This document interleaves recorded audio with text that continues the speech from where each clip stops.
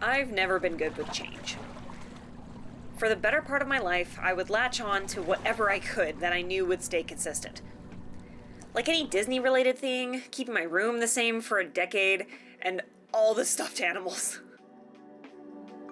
I even remember being scared to move from grade 9 to 10, because that meant a giant new school, new teachers, and worse, new classmates. Because staying with the same 23 students for 9 years was familiar, safe, even if a fair amount of them weren't the most pleasant of people to me. But with that point made, let's fast forward a bit here. 2017. I'm 24, been in a dead-end, emotionally draining job for 4 years, all while still dealing with each hit of loss over that time. You don't know about real loss, because that only occurs when you love something more than you love yourself. I doubt you've ever dared to love anybody that much.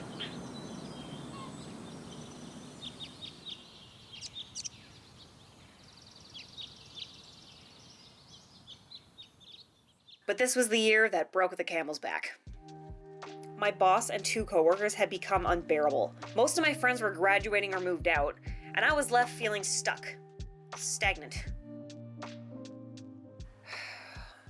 I'll never get anywhere if I stay here. So after many failed niches for my YouTube channel, just wanting a quick way out of this rut, frankly, I stumbled upon Mika and Mandarin, a young YouTuber who decided to move to Japan and learn Japanese. How did I move to Japan? Like, how did I get my visa? How did I figure out which school I wanted to go to? How did I find accommodation? I actually pretty much cheated and used Go-Go Nihon. I loved Japan since I was 13. Started with finding Tokyo Mew Mew, and then slowly trickled down through other animes, and then finally landed on Hello Project.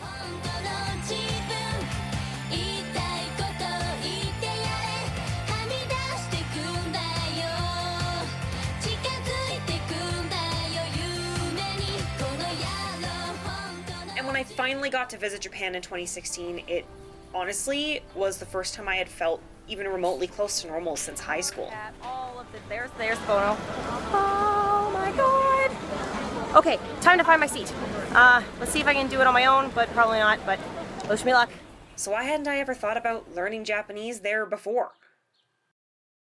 And so the planning commenced. I started saving my money like mad, even got a second job outside of this crappy full-time job just to get myself out of the debt, and I was prepared to move. I quit that shitty job on October 29th, 2018, and for the first time in my life, I felt like a huge change was going to be a good thing. And then, this happened. No one could have predicted it. After multiple blood tests, 2 x-rays, and 2 ultrasounds, the doctors kept getting negative results. They didn't know why my arm was red and swollen, so I was just given a deflammatory medication and was given permission to fly to Hawaii with my parents, just a month before I was supposed to move to Japan. It's the bad arm. Okay. 2 days in, my arm had drastically grown and turned purple. It got to a point where I literally had to wear a sling because I had no movement anymore, and I even tried swimming in the pool at the hotel with one arm just to prove to my parents I could still swim with the dolphins. Spoiler alert, didn't get to do that. After a few more days of this, with no signs of improvement, we realized we only had 2 choices. Go to the hospital and risk crippling US medical bills, or risk the plane ride home. At this point, I wasn't thinking that whatever was happening to me could have been life-threatening. All I could focus on was getting my arm normal again in time for Japan. So we flew home. Captain is up. The seatbelt sign up. Please remain seated with your seatbelt securely fastened. Right after we landed, my sister was already there waiting for me so that she could take me directly to the emergency. I had more blood tests done, but again, all of them still came back negative. They put me on some pain medication and an IV for a few hours, and the doctor told me he wanted to send me to get an MRI, and said it was very unlikely that I could move in a month. Honestly, I was more heartbroken than scared. I had finally felt like I was moving forward with my life, and for the first time ever, my body had failed me. Plan planned on doing that for almost a full year. And then when you get the news that you can't do it because of something that's out of your control, it sucks. Turns out I had developed a blood clot. It was between my shoulder and the left side of my chest, which explained why it made it so much harder to breathe. While on my pursuit to stop weight fluctuation for the past few years, with the combination of constantly doing embroidery work that also aggravated the muscles in my shoulders and arms, I ended up doing more harm than good. The specialist who took my case told me the MRI showed it was too much muscle in my arms that caused the clot. Apparently this only happens to 1% of the population. Fantastic. So for the next 3 months, I felt stuck all over again. Except this time I couldn't even look at myself in the mirror. I felt grotesque, I had nothing nice to say to myself anymore, and I had turned into my worst bully. It made me really self-conscious. Not just like the medical scariness, but it was also like the fact that I couldn't fit into my clothes anymore. Most of my tops, I could only wear like these gigantic, oversized stuff. It's hard to articulate this probably when you're trying not to cry. Let's take a breather. After so many back and forths with my doctors and my school that I was trying to go to, I eventually realized that I wasn't going to be able to go to Japan for another year.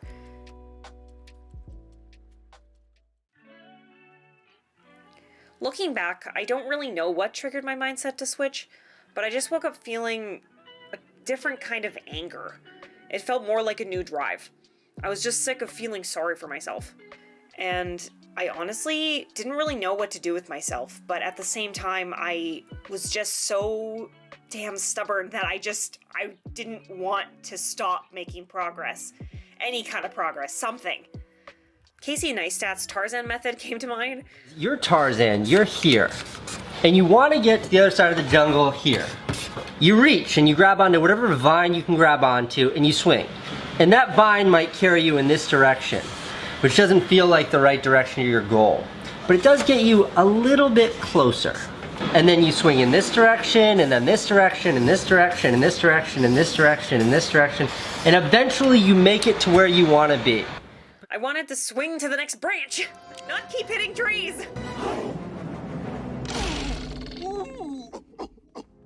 So I dived into the self-help rabbit hole and put my blinders of focus on. Getting more and more into it, my motivation to film and create grew more to what it had been when I first started my Night Before Halloween project.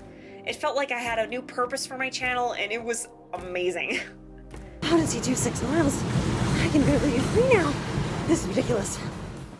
Even though it's been over a year since this whole self-improvement journey began, I'm so happy I can finally share the Japan news and finally be confident in my editing and storytelling skills in general, really, to be able to show you all the stuff that I filmed and all the progress that I made over this time.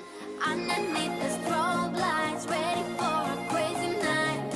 I can hear your heartbeat banging loud like a drum. Let me be your only one. You feel what I feel. I'm addicted to that sound. Turn it loud, just make it play. When the love is all around, dream away with the music.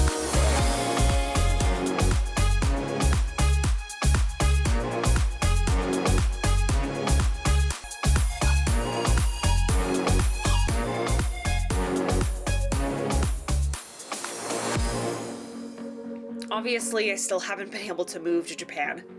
Another tree got in the way.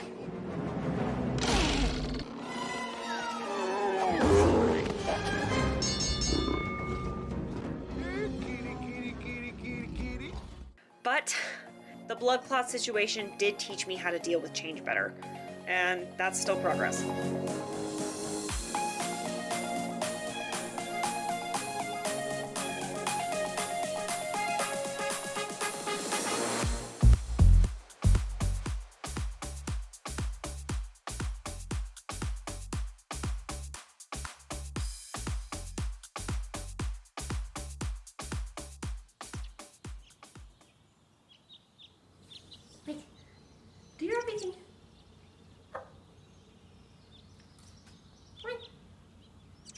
on, you know you want to do it. Hi.